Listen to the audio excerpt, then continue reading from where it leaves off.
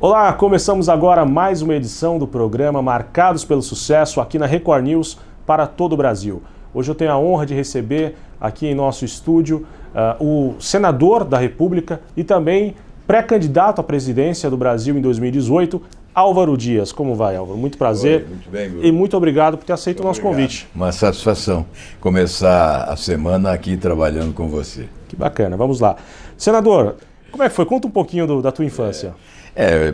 Uma infância certamente igual a muitos brasileiros, né, que viveram no interior desse país, especialmente na área rural. Eu nasci na fazenda Nova Aurora, entre Quatá e Tupã, na área rural, né? Sim. E todos os dias, a partir dos 8 anos de idade, acordava muito cedo, ainda escuro, né? E tomava o caminho da cidade, Quatá, onde ia estudar, no grupo escolar. Sim. E, obviamente, por uma estrada de areia, né? O solo típico da região, uma estrada boiadeira, né?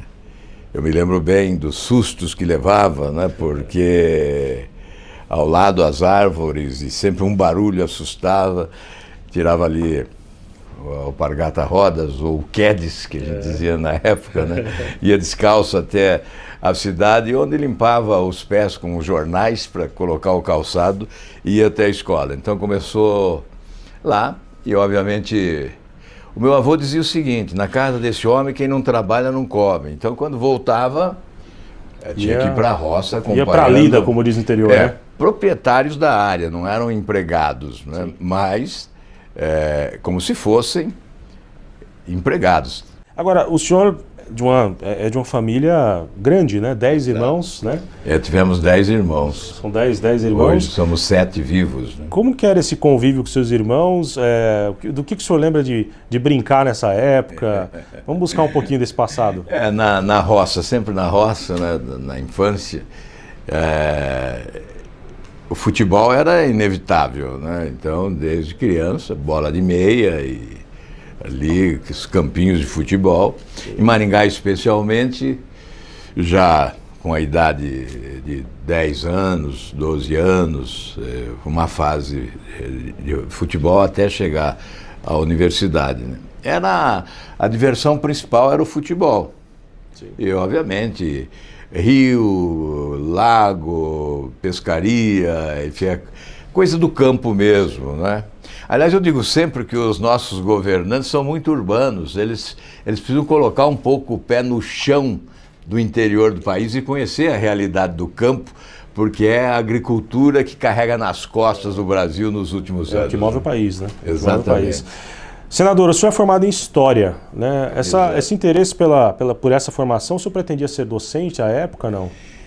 Pois é, eu morando em Maringá, em determinado momento, à época, Maringá tinha só o curso de Economia. E eu estava preparando para ingressar no curso de Economia. Eu já tinha o convite de um banco que se instalava na cidade, Paraná Banco, na época. Não, Banco Paraná. Paraná Banco é outro, é o atual. Aquela época era um outro banco que estava se criando e eu tinha sido já convidado para trabalhar e queriam me preparar para ser gerente do banco, né?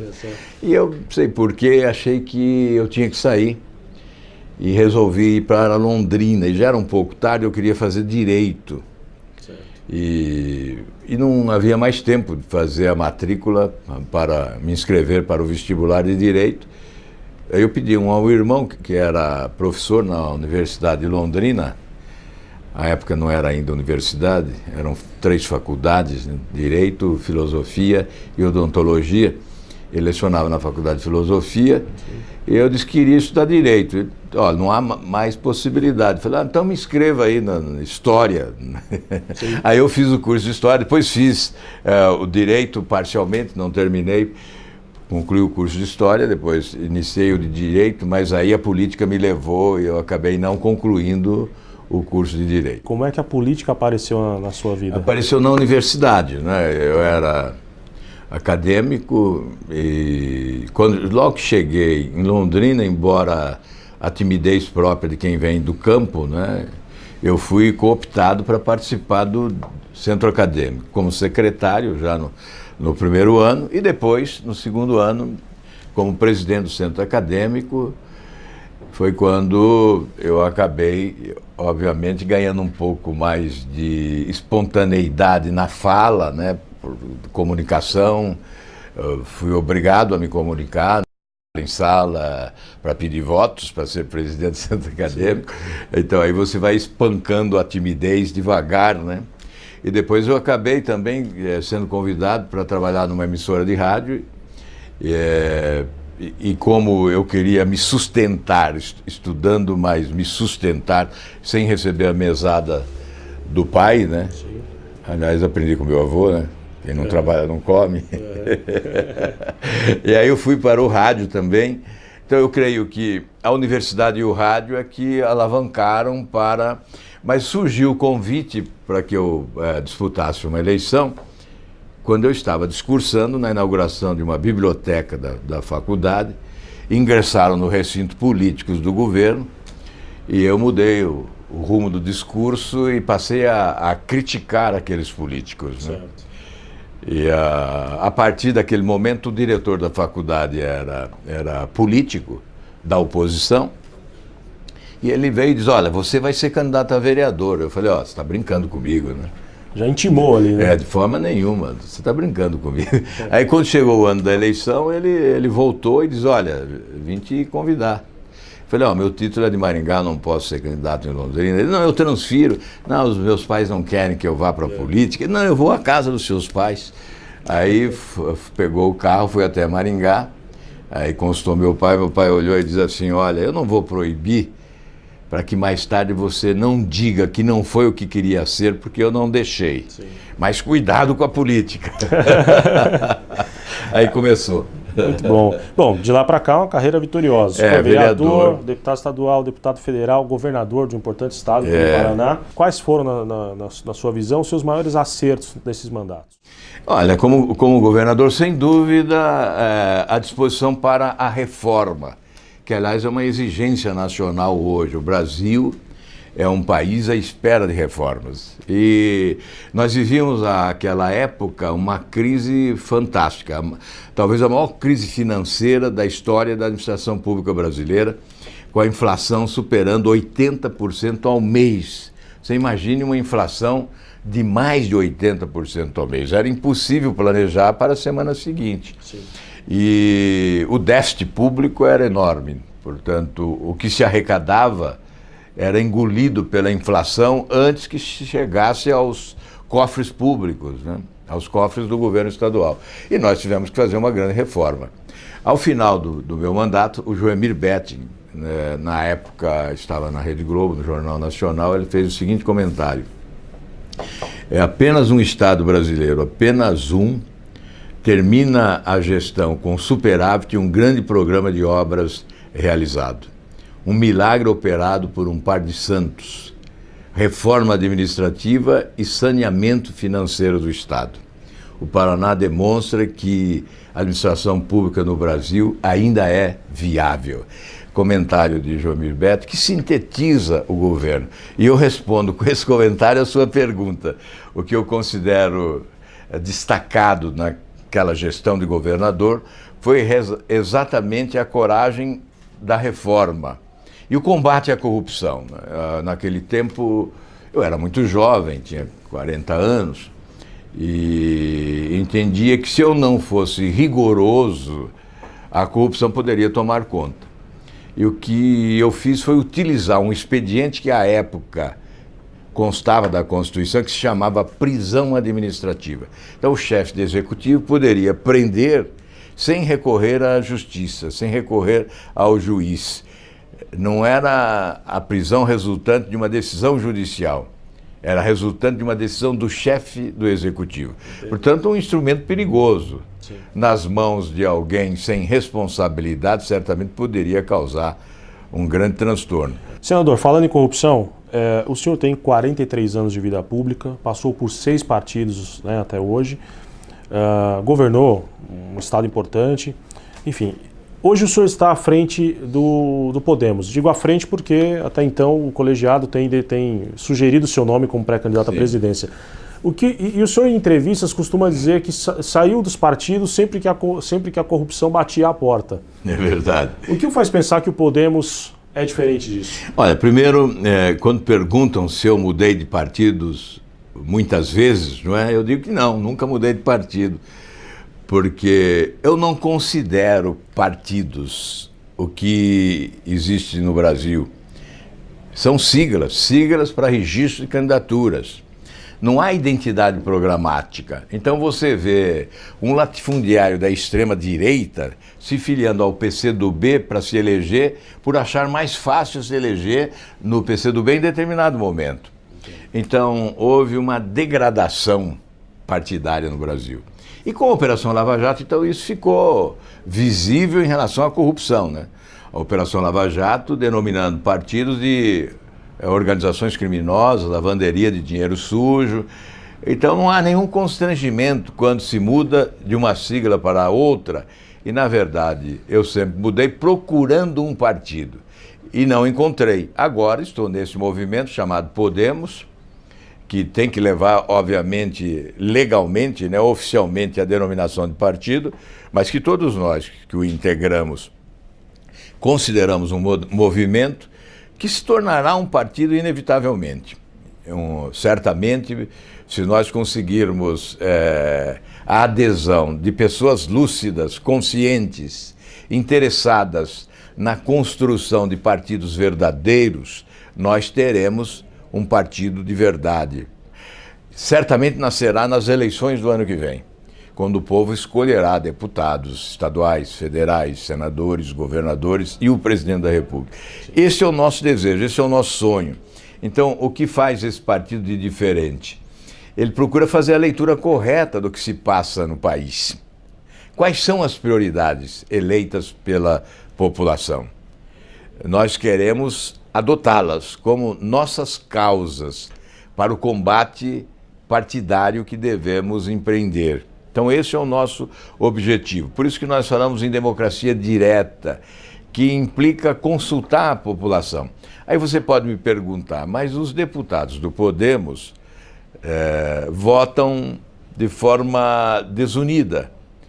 Nos casos especiais das denúncias contra o presidente Temer, não houve consulta popular? Houve sim.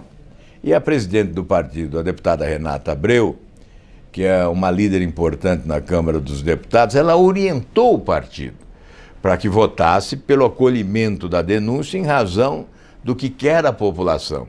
Mas alguns deputados foram dissidentes. Nós não podemos, nesse momento, que é uma fase de transição, que nós estamos construindo esse movimento, né, exigir muito, impor o rigor, determinar, fechar questão, não é? Mas isso certamente ocorrerá a partir das eleições do ano que vem. Muito bem. Senador, eu peço algum instante, nós vamos a um rápido intervalo aqui no programa Marcados pelo Sucesso, voltamos em instantes. Voltamos aqui pela Record News para todo o Brasil com o programa Marcados pelo Sucesso, hoje recebendo o senador da República e pré-candidato à presidência do Brasil ano que vem, 2018, senador Álvaro Dias. Vamos continuar o nosso papo? Vamos lá. Então vamos. Bom, eu queria pedir uma reflexão da sua parte, senador, a respeito do momento em que nós vivemos hoje economicamente. Nós aqui, como eu disse, costumamos entrevistar muitos CEOs, muitos presidentes de companhias. E recentemente entrevistamos a Luísa Trajano e o Flávio Rocha, né? Luísa Trajano da Magazine Luiza e o Flávio Rocha, presidente da Riachuelo. E ambos foram unânimes, concordaram em dizer que a crise acabou e que agora o varejo, em especial, que é o setor deles, vive um novo ciclo.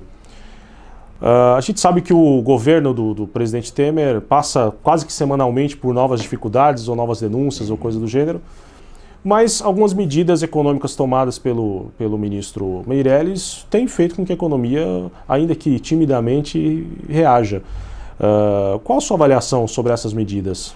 Olha, realmente nós afundamos numa crise sem precedentes, né? Eu digo que o Brasil mergulhou num oceano de dificuldades quase que intransponíveis. Mas as potencialidades econômicas do Brasil são reconhecidas internacionalmente.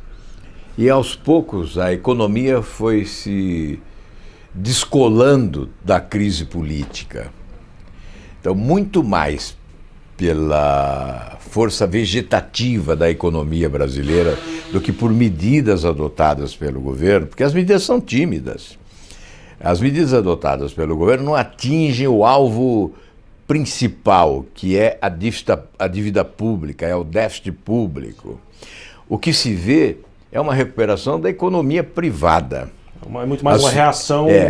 As finanças públicas continuam desorganizadas, desorientadas, e são momentos de depressão financeira do setor público, de incapacidade absoluta de investir em setores essenciais, porque o que arrecada e arrecada muito, tanto é que o governo não tem muito interesse na reforma tributária.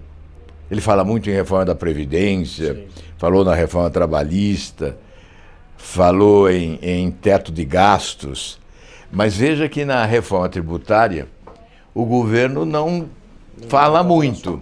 Por quê? Porque ele está satisfeito com o que arrecada. Ocorre que gasta mal, aplica mal o dinheiro arrecadado. E o dinheiro arrecadado é engolido pela dívida pública. O governo quase não fala na dívida pública. Fala no déficit da Previdência, mas não fala no enorme rombo provocado pela dívida pública, que consome, neste ano de 2017, 1.722 bilhões de reais para o pagamento de juros, serviços e encargos, ou seja, para a rolagem da dívida.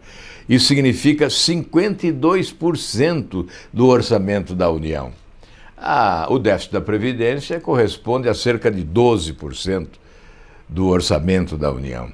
Então, veja a monumental diferença do rombo provocado pela dívida pública em relação ao rombo provocado pela Previdência. Mas o governo só fala na Previdência, não fala na dívida pública. Eu creio que esta é a questão essencial. A economia realmente está reagindo do setor privado, exatamente pelo descolamento, né, da crise política, e isso é muito importante, é realmente fantástico que isso ocorra, mas ainda é um crescimento pífio, né?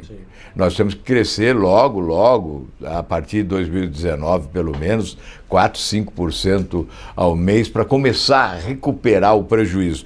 Veja a renda per capita, nós perdemos 10% da renda per capita brasileira, que é a renda de cada cidadão. 10% a menos hoje, com essa crise. Nós só voltaremos ao nível de 2012 por volta de 2023. Por volta de 2023. Portanto, veja o estrago que essa crise fez na economia do país, em razão das medidas econômicas equivocadas dos governos do PT. Os governos do PT se transformaram num equívoco histórico, né? Foi a consagração de forma absoluta da incompetência administrativa e da corrupção. Isso é que provocou esse rombo enorme, esse retrocesso econômico. Veja, nós vamos ter esse ânimo aí dos empresários, ótimo, que continuem animados. Sim. E que esqueçam o setor público, né? E que o setor público não os atrapalhe, para que eles possam continuar produzindo. Sim. Mas veja, o déficit público desse ano, 159 bilhões. O que está previsto para o próximo ano é 139 bilhões. E o que está previsto para 2019, 65 bilhões. Ou seja, nós teremos até 2020 um déficit acumulado de mais de 500 bilhões de reais. Ou seja, nós vamos levar ainda cerca de 8 anos para sair dessa situação de contas públicas no vermelho. Então a situação é dramática, continua dramática. Vamos animar o setor privado, sim, para que ele continue investindo, não é? Mas certamente nós temos que ter o pé no chão da realidade para encarar de frente essas dificuldades. Como o senhor tem dito, inclusive em outras entrevistas, né, nós temos acompanhado, a população brasileira tem aí um tiro só em 2018. Exatamente. Aí é uma questão de grande responsabilidade. As pessoas lúcidas, as pessoas conscientes não podem se omitir.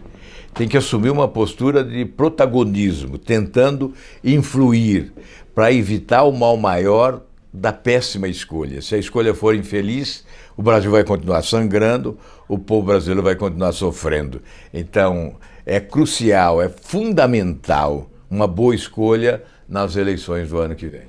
Entrando nesse tema de eleições de 2018, quem é o principal adversário do senhor ano que vem? Bolsonaro, Lula ou a descrença do povo brasileiro acerca dos políticos? Sem dúvida a descrença. A descrença, esse é o grande desafio, vencer a descrença. Os brasileiros perderam a fé. Nós precisamos reviver a fé perdida nessa estrada da decepção que caminhamos nos últimos anos, né? Precisamos ressuscitar a esperança dos brasileiros.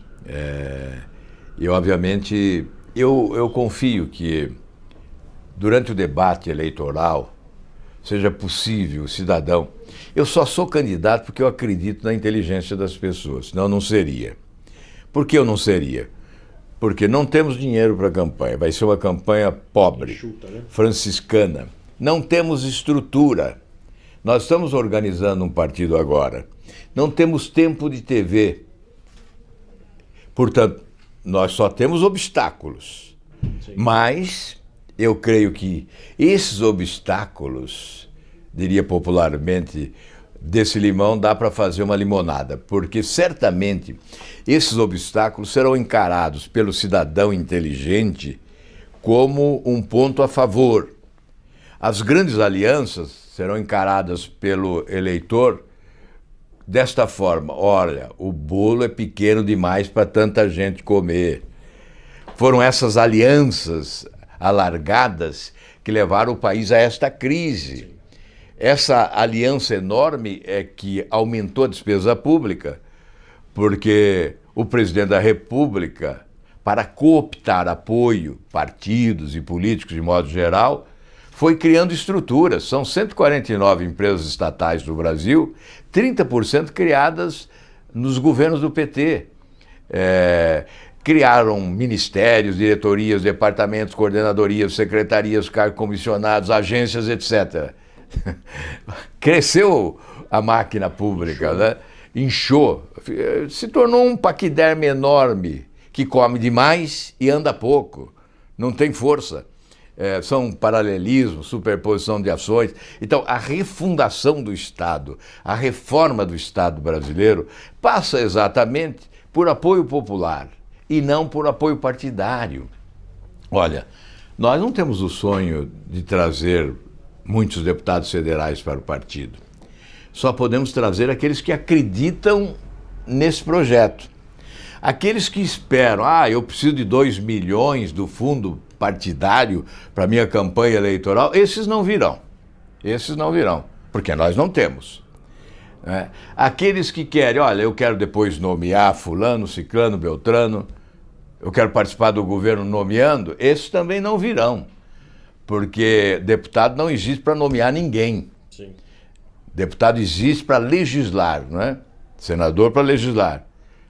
Quem vai para o executivo para governar. Então, quem compõe o governo é quem foi eleito para isso. Não é? Então, tem que escolher os melhores, os tecnicamente qualificados.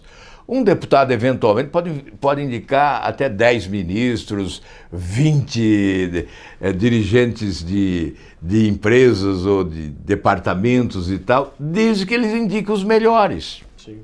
Mas não haverá nenhum compromisso do governante de distribuir cargos a partidos políticos e a parlamentares. Podem sugerir nomes, obviamente, que surgiram nomes, mas surgiram os melhores, os tecnicamente qualificados, os preparados para a função, profissionalmente competentes e com aptidão para cargo executivo. Não indicar alguém que vai lá para arrumar dinheiro para a campanha eleitoral, porque aí abre porta para a corrupção, é o que ocorreu no Brasil. Então, eu só sou candidato e o Podemos só lança um candidato por acreditar na inteligência da população. Senador, essa descrença da população em relação à política brasileira faz com que busque-se o dito novo, né, o chamado novo. Isso tem aberto lacuna, tem aberto espaço para que pessoas não acostumadas ou que nunca fizeram parte, propriamente dito, da política brasileira, tenham oportunidade. No caso de São Paulo, foi a eleição do João Dória, e fala-se nome, levanta-se hipótese aí para o ano que vem, Luciano Huck, enfim, uma série de nomes. Qual a sua avaliação sobre isso? Aí há um equívoco, porque o que o eleitor brasileiro deseja é o novo na forma, o novo no sistema, o novo no modelo, e não o novo na fotografia. Se for o novo na fotografia, vai buscar uma foto do Brad Pitt, ou alguém parecido com ele, ou vai se fazer uma plástica aí e rejuvenescer. Quer dizer, olha, eu sou novo também, se for novo na fotografia, mas não é isso que a população quer. Ao contrário, o que a população disse na pesquisa? Experiência administrativa e passado limpo. Isso que é essencial para o eleitor. Isso é ser o novo. Tanto é que alguns novos que são projetados pela mídia se arrebentam muito cedo. É voo de galinha, né? Isso se chama voo de galinha. Sobe e desce, né? É que nem o golfinho, né? Levanta a cabeça e mergulha. É verdade. No mar das incertezas. Então, na verdade, o que o brasileiro quer hoje é um novo modelo, é um novo sistema. Esse sistema está vencido, superado, falido, fracassou, quebrou o país, quebrou o governo, não o Brasil, quebrou o governo, quebrou estatais como a Petrobras. Esse é o modelo da corrupção, do roubo, do achincalhe, da dilapidação do patrimônio público, da vergonhosa locupletação dos políticos desonestos, né? Esse é o modelo que tem que acabar. Nem que seja na machadada, esse balcão tem que explodir. É um balcão de negócios sujo, imundo. Esse balcão tem que ser destruído. E quem vai destruir é o eleitor. Vai destruir escolhendo bem. Porque se ele escolher alguém que tem vocação para mudança, tem a coragem de propor mudança e vai buscar o apoio popular, comunicando bem a mudança que pretende para obter o apoio popular, vai ter o apoio do Congresso, porque o Congresso não vai remar contra a correnteza da opinião pública. Senador, a gente está chegando aqui aos minutos finais, né, do programa Marcados pelo Sucesso. Eu tenho uma pergunta a fazer ao senhor aqui para finalizar o programa. Caso eleito, como é que será o Brasil pós Álvaro Dias? Olha, primeiro eu tenho que dizer o seguinte, que se eu perder a eleição, eu vou me sentir confortável, porque cumpri a minha missão. Me dispus a colaborar para mudar o Brasil para melhor. Se eu vencer, eu vou sofrer muito, mas vai ser uma honra. Esse sofrimento será honroso, porque o próximo presidente vai sofrer demais se ele quiser mudar o Brasil para melhor. E o Brasil será totalmente diferente. Estará vigorando no Brasil, depois desse período, se Deus e o povo brasileiro desejar que eu seja presidente, estará vigorando um novo sistema, um novo Estado. E, sobretudo, nova cultura política, imposta pela sociedade. Porque há aí um inconsciente coletivo emergindo e a sociedade não admite mais esse sistema promíscuo que foi instalado no Brasil e que ganhou corpo, invadiu estados e municípios. Foi instalado em Brasília, mas avançou. E nós vamos superar certamente essas dificuldades com o apoio popular. Você pode escrever hoje, neste dia, aqui nessa entrevista, pode guardar. Se eventualmente ocorrer a nossa eleição, o Brasil será diferente. Esperamos, assim esperamos. Muito obrigado. Senador, muito obrigado pela presença. Obrigado pela crença, principalmente. Imagina, muito obrigado, foi um prazer tê-lo conosco. A você de casa, muito obrigado pela audiência. Voltamos na próxima semana aqui pela Record News para todo o Brasil. Até mais.